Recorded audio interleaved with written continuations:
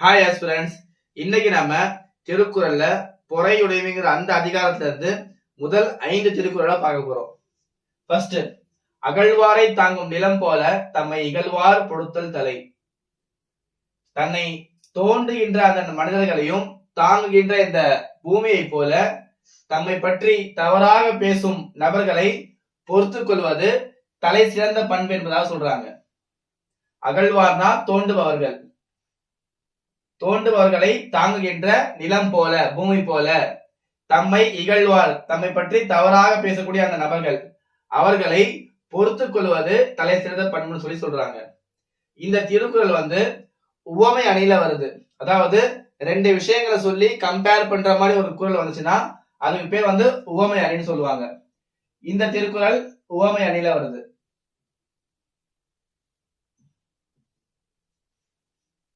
இரண்டாவது, பொறுத்தல் இறப்பினை என்றும் அதனை மறத்தல் அதனினும் நன்று. அதாவது பிறர் நமக்கு செய்கின்ற அந்த அவமதிப்பை பொறுத்துக் கொள்வது சிறந்தது, எனினும் அதனை மறந்து விடுவது அதனினும் சிறந்தது. அதாவது நமக்கு யாராவது தவறு செஞ்சாங்கன்னா அதை பொறுத்துக் கொள்வது ஒரு நல்ல விஷயம். ஆனா அதை விட நல்ல விஷயம் எதுனா அந்த விஷயத்தை நம்ம அடியோடு மறக்கிறது. மூன்றாவது குறள், இன்மையுள் இன்மை விருந்தொரால் வன்மையுள் வன்மை மணவார் பொறை.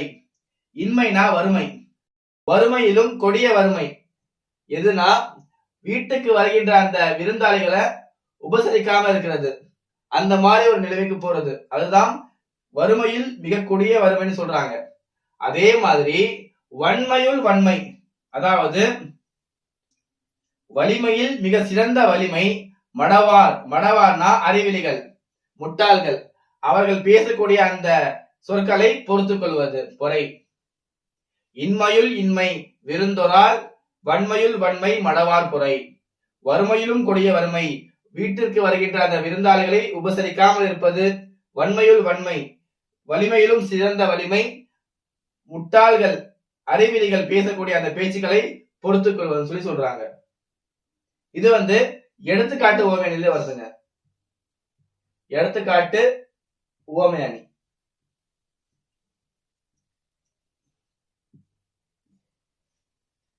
நாலாவது, நிறையுடைமை நீங்காமை வேண்டின் பொறையுடைமை போற்றி ஒழுகப்படும்.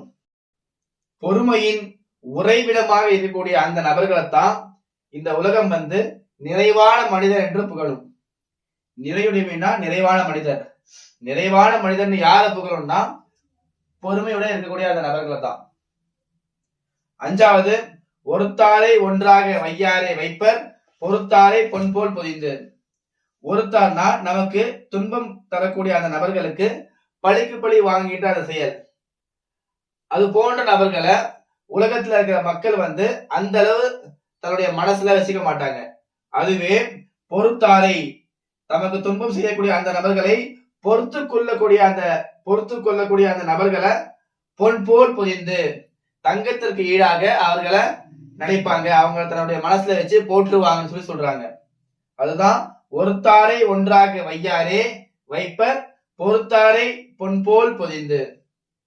ஆக இதுதான் பொறையுடைமைங்கிற அந்த அதிகாரத்தில் இருக்கக்கூடிய முதல் 5 குறள்கள். இந்த வீடியோ உங்களுக்கு பிடிச்சிருந்துச்சுன்னா லைக் பண்ணுங்க. அதே மாதிரி உங்களுடைய ஃப்ரெண்ட்ஸ் ஆர் ஃபேமிலி மெம்பர்ஸ்ல யாராச்சும் டிஎன்பிஎஸ்சி ப்ரிப்பேர் பண்றாங்கன்னா அவங்களுக்கு இந்த வீடியோவை ஷேர் பண்ணுங்க. பை.